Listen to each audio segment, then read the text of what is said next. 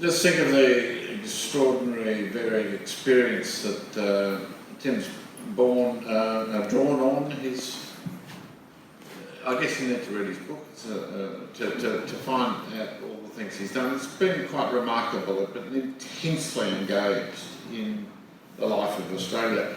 Now, I sense you've had a very generous amount of time. You know, one of the things he was, let me say, was a Baptist pastor. Can't you sniff it on him? All right, look, you talked about leadership. Come up here. Yeah. You talked about leadership, and I'm sensitive that two of our recent Prime Ministers have been Christians, Tony Abbott and ScoMo. In fact, Kevin Rudd. And Kevin Rudd, yes. I was actually ScoMo's pastor, briefly, because his father was the secretary of my parish council.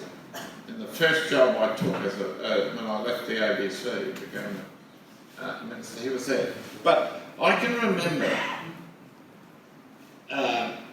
going to a meeting when Tony Abbott was Minister for Social Welfare. And there was the heads of all of the major charitable organisations. He identified himself as a Christian then and said, your job is compassion, mine is not. Mine is to run an economy in a scientific, beautiful, laissez-faire capitalism.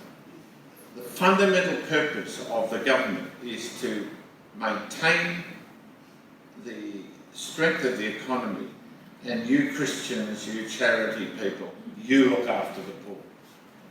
And I also heard from him recently when there was the Medivac thing, when Tony Abbott said, if that gets through, the word is out there. If you're a refugee, go to Nauru, last a couple of years, get sick and go to Sydney. And I also remember hearing ScoMo during the debate about raising, the possibility of raising the welfare payment. And he turned on the Labor Party and talked about unfunded empathy.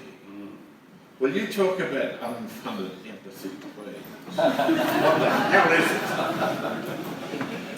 Well, I very deliberately was quoting Tony Abbott's hero, Bob Menzies, you might have noticed. Conservatives once didn't think that way. And that reductionist view, we just do this and you actually mop up all the poor, was never a Menzies or a conservative view. Conservatism at its best, and I happen to know a few conservative politicians, actually always had a much broader understanding of that, of what it was. Yes, to run an economy, but they always understood an economy is a subset of a society, and as we know, both are subsets of the environment. And this notion that we can't dare deal with climate change because there might be some sacrifice in our electricity bills or energy prices. Well, it's conservatives at their best never fell for that sort of reductionist nonsense. Unfunded empathy is ridiculous when news starts $44 a day.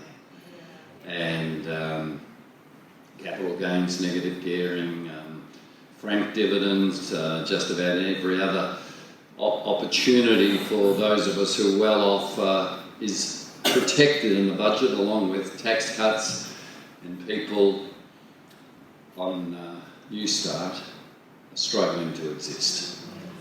And when John Howard, the Governor of the Reserve Bank, the Business Council of Australia, everyone says lift New Start, the only answer is unfunded empathy. That's all the answer is, so I don't need to say more. We just got time for a couple of questions, so has anyone got something they want to ask Tim? I do. Yes. When I was thinking about coming, and Tampa was in my head, but sitting here and Menzies, I wonder if this is an underlying cultural issue that we've had since white settlement, and it's run through, you know, Reds under the beds, yellow peril, the Vietnamese, boat people, you name it, the White Australia policy, that it's an underlying cultural thread that we've had. It's just now becoming heightened, and maybe part of that is what you talked about with America, in that the more you have, the more you're worried you're going to lose it. And so, you know, the old Australia are worried we're going to be overrun, and so we've just heightened that. So I wondered what you think about that. Did you hear that question off the back? Good. Sorry. Thank you. Yeah, so I think you look at any nation, it actually has, and Australia's no exception, those in power not wanting to lose what they've got. Look, I would say Australia is certainly as you described it, but we have been able to face some fears, some not yet. We haven't been able to face Indigenous. I thought the worst moment in Malcolm Turnbull's Prime Ministership was slapping down the Voice and the Uluru Statement. Here is a nation crying out for reconciliation. It's not going to be in the Constitution. Conservative constitutional lawyers are on board. It is simply a voice without constitutional, so it doesn't upset the Conservatives' view that the power moves to the High Court away from... Everything was in place. And because Barnaby Joyce, let's be honest, Turnbull's dirty deal to be Prime Minister was Barnaby as leader saying, well, whenever a new Prime Minister comes in, we write a new agreement, coalition agreement, and these are my demands. And whilst we don't exactly know what they are, they almost certainly included coal and not climate change and not Indigenous. And Joyce called it a third chamber of Parliament, and Turnbull went to water straight away. That, to me, was appalling. So, there are some running sores like Indigenous, but I would say with yellow peril, you know, the most multicultural society in the world shows that Australia, notwithstanding like every other nation the barriers, does have the conversations and has the capacity to actually go, oh, okay. The jury's out on whether we're going to be able to do this with climate change. I don't know. I really don't know. But I hear what you say, and I don't actually think it's too different for most other nations. And our success in a democrat, what democracy actually does is it lifts us above tribalisation. And it, in principle, gives us transparency to say, because politics is just about who has power and gets what they want and who misses out. That's what politics is about. In principle, enough transparency to say we know the vested interest, but actually it's for the common good and you will all be protected and you don't just need to be reduced to tribes, which is the tragedy of politics in Africa, where I still go. Party candidates, our tribes turn, and violence every election. So Australia has been able to achieve some things, and the multiculturalism is one, but on your other points, there's some we have completely stalled on. And the two biggies for me, well, the three biggies have been refugees, Indigenous and climate change.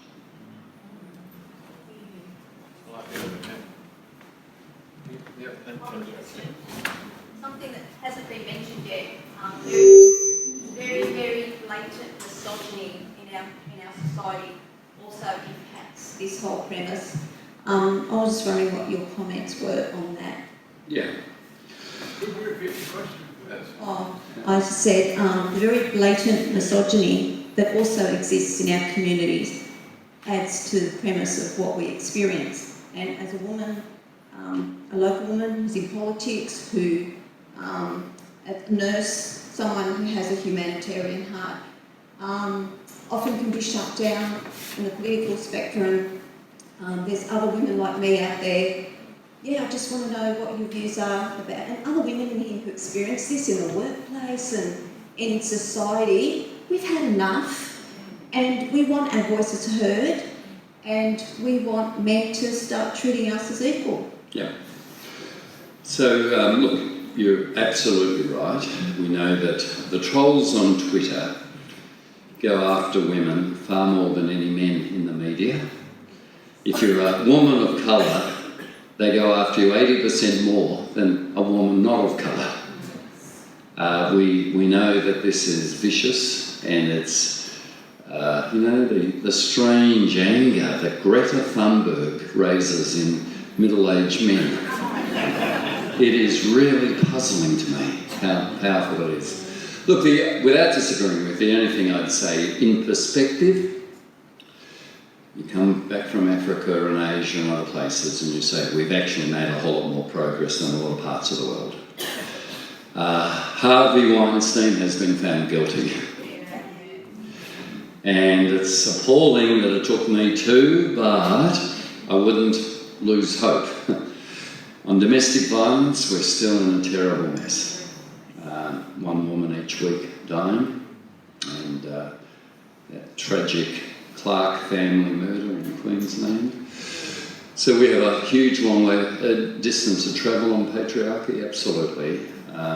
But there is, I would say, not enough progress, but some progress. Yeah, if I could just add, women in politics we're desperately needed on that platform. Women that can, speak on behalf of other women and work with men, and not make it them and us. So I just really, this is something I'm really passionate about. And a lot of the older women lift me up, and to be honest, there's a lot of quite older men that lift me up. So it's not always about misogyny. It can also be about who that person is in the world, and what values they have, and to make society a better place. Yeah, thank you. Over here, there is the man. Can you just wait till the mic comes across? There you go. But my question is one which acknowledges the references to religion, and particularly the Old Testament reference to sojourn. It's lovely to hear that material again. But my question is there a place for religion in the redevelopment of Australian soul, given the nature of religion at the moment as it's proclaimed through the church, which gives it a bad name these days? But is there a place for religion in the redevelopment? Look, I really hope so. Religion just means religio is the Latin word to bind together. It actually means to form community, and I wouldn't want you to underestimate the fact that there aren't that many groups still in society that meet every week, have a morally serious topic, call it a sermon, pass around the offering plate, said let's organise for some people who are homeless or needy in our community. We actually want that. When religion becomes the chaplain to power with institutional denominational hierarchies, rather than the chaplain to people, you get the abuse and the arrogance, and that's what we've seen. But we've seen it in secular institutions too. So my hope is that the religion of, I named my youngest son Martin after Martin Luther King, and I was saying again with Susan in the car why he inspired me to become a Baptist minister was his ability to say, we will match your hate of us with our capacity to love you. He actually believed, and this is the depths of religion, that your enemy also carries the image of God, which is why Jesus said, love your enemy. Jesus would have been more practical, frankly, if he'd given useful advice like, avoid your enemy. That's useful. Maybe tolerate your enemy. Why? Love your enemy. Well, Martin Luther King actually helped me understand it. King, when there was fire bombings of churches, attempts on his life, water cannons, dogs set on kids and marches, refused to demonise whites. The most he would say is, our white brothers made a mistake. There was the best of faith. I always say, let the best of faith beat the worst of religion. So I really do hope there is part of that in the Australian story, absolutely. Okay, look, I think we'll call it a close there. We've been going for quite a while. I'm interested you mentioned Martin Luther King. I've just been reading about the fight between Martin Luther and Erasmus. Martin Luther, of course, the founder of Protestantism, and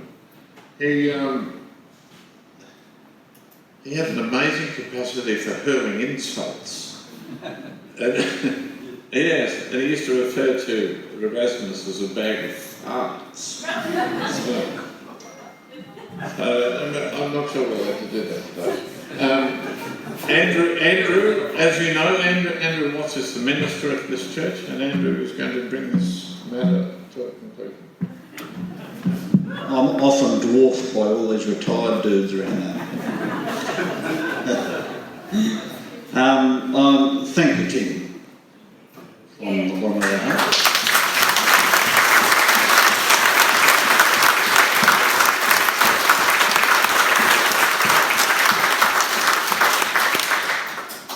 I'm glad you started with community and finished with it, really, and it was all the way through. Henri Nguyen said, the greatest trap in our life is self-rejection. Power, popularity and success are very attractive when you actually think you're unlovable and you're rejecting yourself.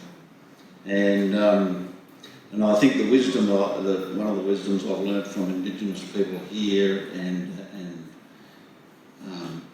also in Africa too, and their concept of Ubuntu, but here we have different names. What I learnt was Wunan in the Kimberley. You know, if you suffer, I'm diminished. So if we're rejecting that other person there, whoever they are, part of that is rejecting me, which is what you were talking about in the sense of community, and Martin Luther King talking about his love, overcoming hate. And well, I think we saw it in our history, we set up the White Australia policy late 1890s, early 1900s.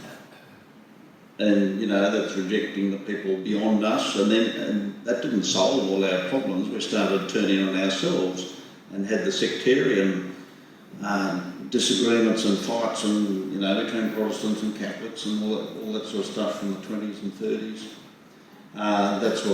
It's almost happening again.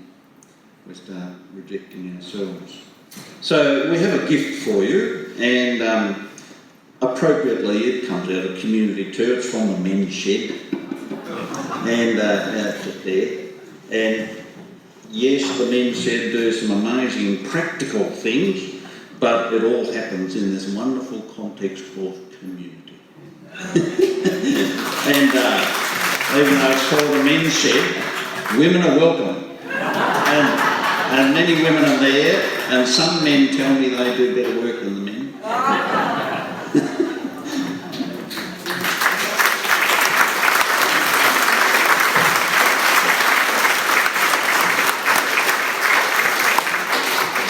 And probably another reflection of what you said about faith and religion, a typical thing is that there's always too much, there's abundance. And so there's more food, and you are welcome to continue drinking and eating afterwards.